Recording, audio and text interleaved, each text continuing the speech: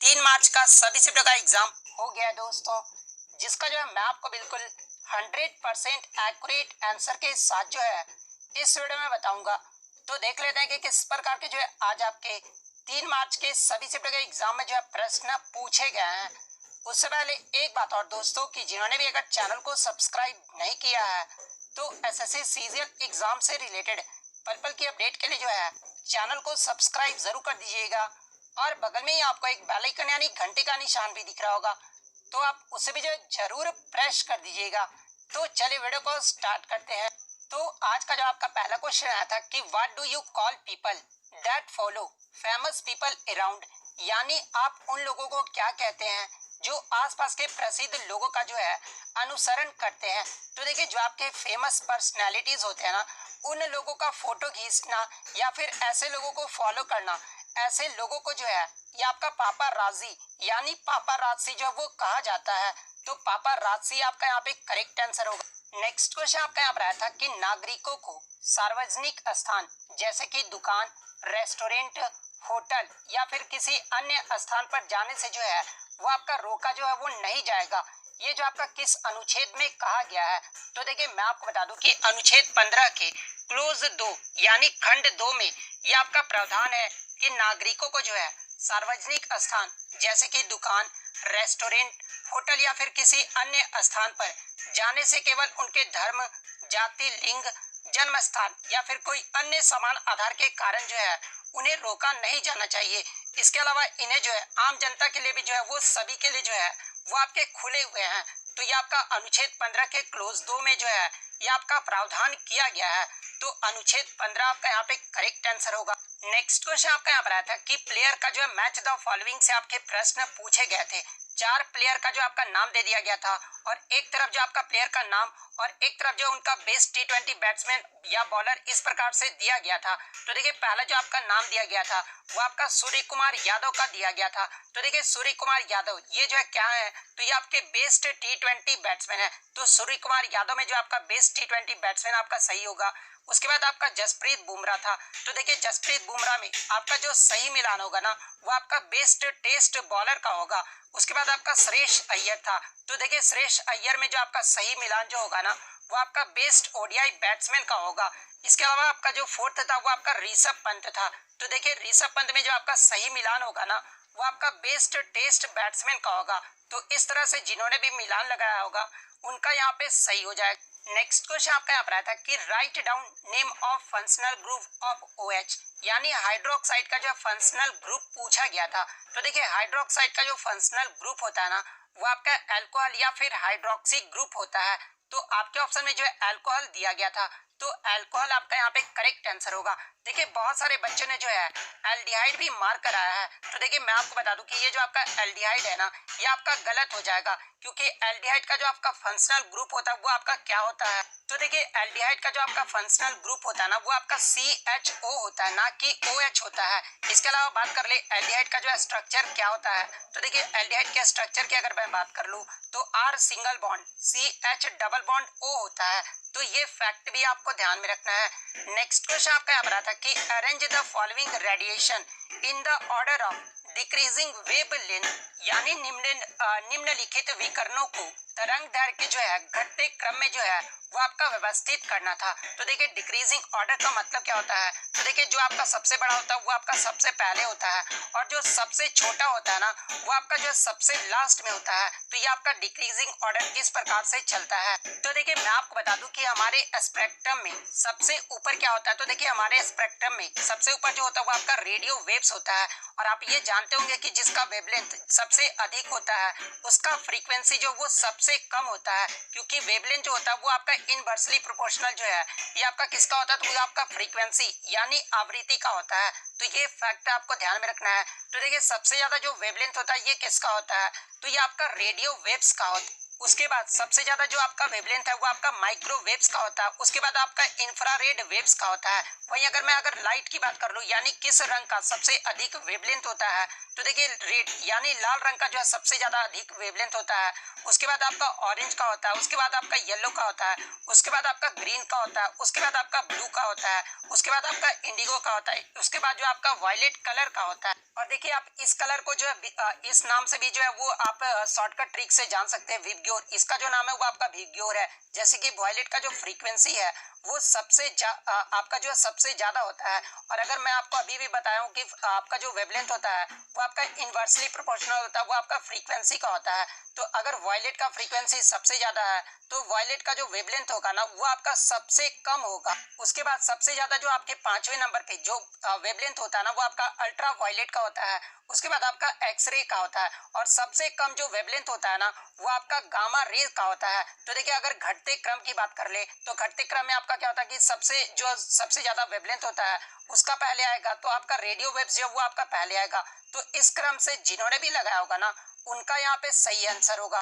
Next question आपका एक और मैच द फॉलोइंग से आया था, जिसमें ICAR के यानी भारत में जो है कृषि संगठन संस्थान और उसके अनुसंधान केंद्रों की सूची का जो है वो आपका मिलान करना था। तो देखिए अगर सबसे पहले हम लोग ICAR की बात कर ले तो देखिए ICAR का जो फुल फॉर्म होता है ना वो आपका इंडियन एग्रीकल्चर रिसर्च इंस्टीट्यूट होता है, यानी भारतीय कृषि अनुसंधान परिषद इसका जो है फुल फॉर्म होता है।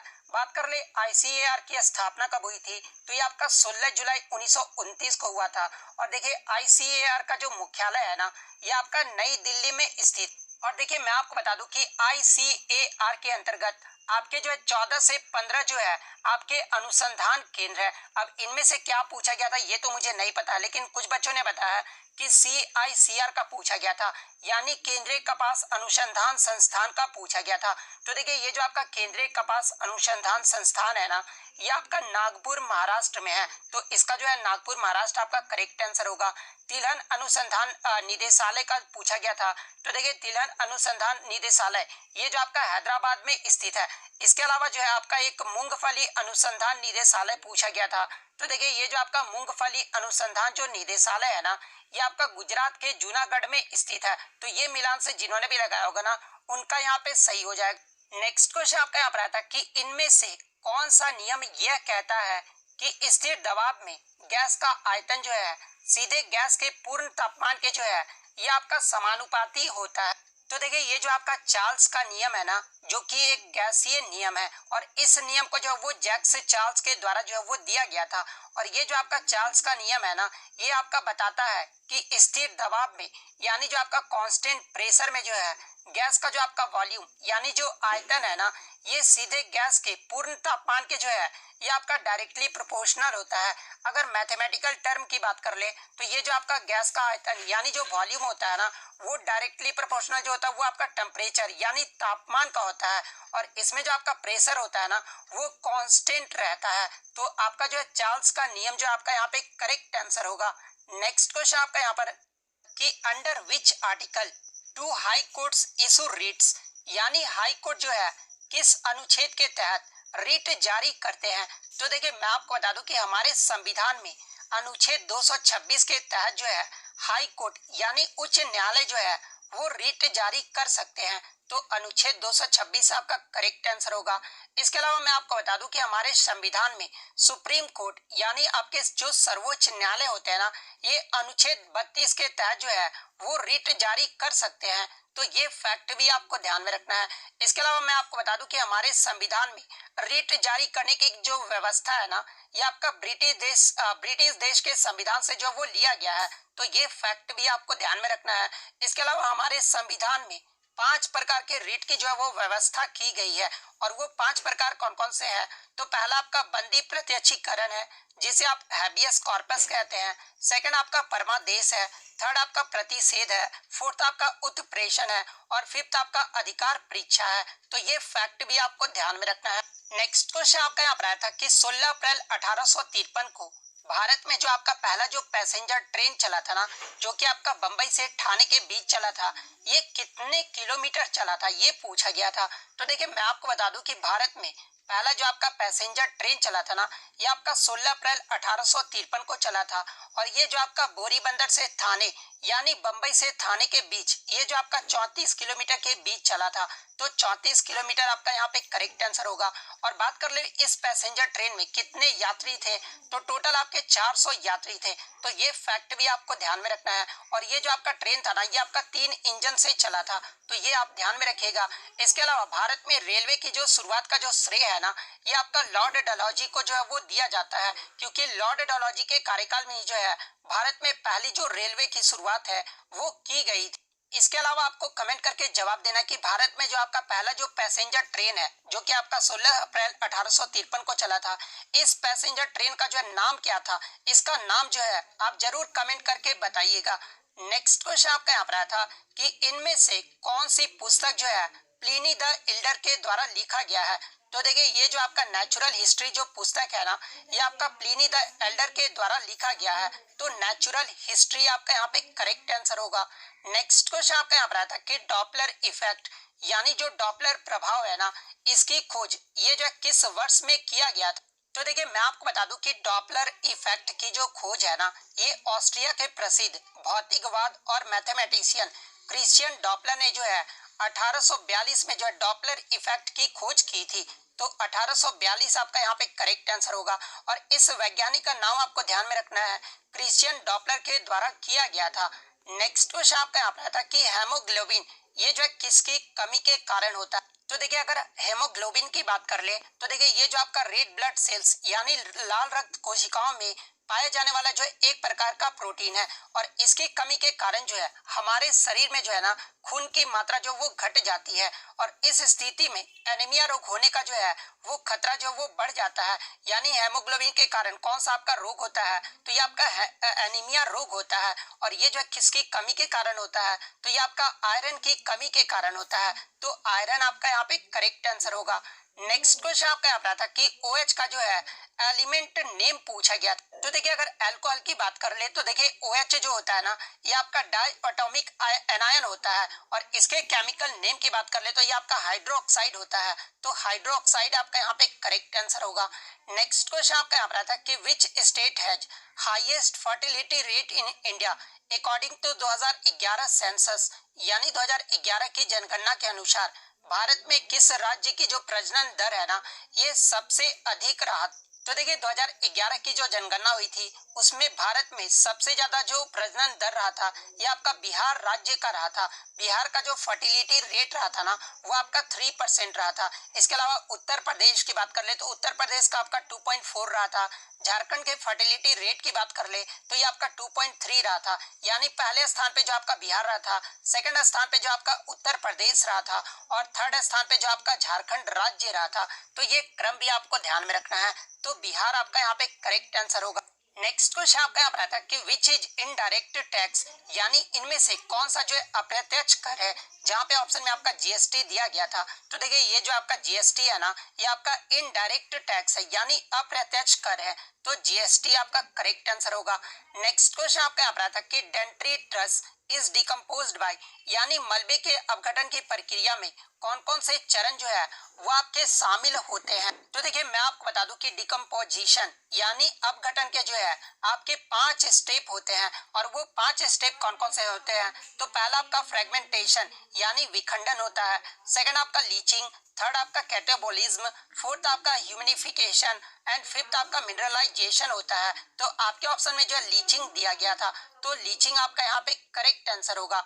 नेक्स्ट क्वेश्चन आपका यहाँ पर आता है कि who give sea floor spreading theory यानी समुद्र तल प्रसार का जो सिद्धांत है ना, ये किसके द्वारा दिया गया था। तो देखिए सी फ्लोर स्प्रेडिंग थ्योरी 1960 में जो है अमेरिकी भूभौतिकवाद हैरी एच हेस के द्वारा जो है ये आपका समुद्र तल प्रसार का जो सिद्धांत है वो दिया गया था। तो हैरी एच हेस आपका करेक्ट आंसर होगा। और कब दिया गया था ये पूछा जाए तो ये आपका 1960 में दिया गया था। तो ये फैक्ट भी आपको ध्यान में रखना है। नेक्स्ट क्वेश्चन आपका यहाँ पर था कि 2021 में कक्षा 3 तक के बच्चों को शिक्षा के लिए जो है ये आपका कौन सी योजना चलाई गई थी। तो देखिए मैं आपको बता दूं कि 5 जुलाई 2021 को भारत के शिक्षा मंत्री, उस समय जो शिक्षा मंत्री थे वो आपके रमेश पोखरियाल थे। और आपको कमेंट करके जवाब देना कि वर्तमान में अभी भारत के जो है शिक्षा मंत्री कौन है और इनके द्वारा जो है निपुण भारत कार्यक्रम की जो वो शुरुआत की गई थी। तो निपुण का अर्थ भी एग्जाम में पूछा जाता है। तो देखिए निपुण का जो फुल फॉर्म होता है ना, वो आपका national initiative for proficiency in reading with understanding and numeracy, इसका जो फुल फॉर्म होता है। अगर हिंदी में बात कर रहे हैं तो संख्यात्मक ज्ञान के साथ पठन में निपुणता, इसका जो है ये जो है ये आपका फुल फॉर्म होता है, जो कि एक राष्ट्रीय आपका पहल है। तो आपका जो है निपुण योजना आपका यहाँ पे करेक्ट आंसर होगा। अगर निपुण योजना की बात कर ले तो ये जो आपका भारत सरकार का एक जो आपका महत्वाकांक्षी योजना था, जिसका उद्देश्य जो है 3 से 9 वर्ष के आयु वर्ग के बच्चों को सीखने की आवश्यकताओं को जो है वो पूरा करना। और देखिए मैं आपको बता दूं कि इस योजना के माध्यम से आधारभूत साक्षरता एवं संख्यात्मकता यानी अंक गणित के ज्ञान के छात्रों तक जो है पहुंचाए जाने का जो वो लक्ष्य रखा गया है। और देखिए निपुण योजना के माध्यम से सन 2026-27 तक प्रत्येक बच्चों को जो है तीसरी कक्षा के अंत तक पढ़ने लिखने एवं बुनियादी अंक गणित यानी जो आपका बेसिक न्यूमरेसी होता है ना, इसको सीखने की क्षमता जो वो प्रदान की जाएगी। और इस योजना का जो कार्यान्वयन है ना, ये आपका स्कूल शिक्षा और साक्षरता विभाग के द्वारा जो है वो किया जाएगा। तो ये फैक्ट भी आपको ध्यान में रखना है। नेक्स्ट क्वेश्चन आपका यहाँ पर आया था कि दिल्ली सल्तनत में ये जो आपका जफर खान था ना, ये किसका सेनापति था। तो देखिए दिल्ली सल्तनत में ये जो आपका जफर खान था, ये आपका अलाउद्दीन खिलजी का जो है सेनापति था। तो अलाउद्दीन खिलजी आपका यहाँ पे करेक्ट आंसर होगा। अगर बात कर ले अलाउद्दीन खिलजी के बारे में, तो देखिए अलाउद्दीन खिलजी जो है स्वयं को यानी अपने आप को जो है ये आपका सिकंदर ए शानी जो है वो कहा करता था, यानी अपने आप को स्वयं को जो है वो दूसरा सिकंदर जो है वो कहा करता था। और इसी के द्वारा जो है आपका बाजार नियंत्रण जो प्रणाली है ना, ये अलाउद्दीन खिलजी के द्वारा ही जो है ये आपका लाया गया था। अलाउद्दीन खिलजी के अन्य सेनापति की बात कर ले तो देखिए उल्गू, जफर खान और मालिक काफूर, ये सब जो थे ना, ये आपके अलाउद्दीन खिलजी के जो वो सेनापति थे। इसके अलावा मैं आपको बता दूं कि खिलजी वंश के जो संस्थापक थे ना, ये आपके जलालुद्दीन खिलजी थे। इसके अलावा दिल्ली सल्तनत के जो आपके प्रथम शासक थे, ये आपके कुतुबुद्दीन ऐबक थे। और जो अंतिम शासक रहे थे दिल्ली सल्तनत के, वो आपके इब्राहिम लोदी रहे थे। अगर दिल्ली सल्तनत के कार्यकाल की बात कर ले, यानी दिल्ली सल्तनत का कब से कब तक जो वो शासन रहा था, तो देखिए 1206 से लेकर आपका जो है 1526 तक जो है ये दिल्ली सल्तनत का जो वो कार्यकाल रहा था। तो ये फैक्ट भी आपको ध्यान में रखना है।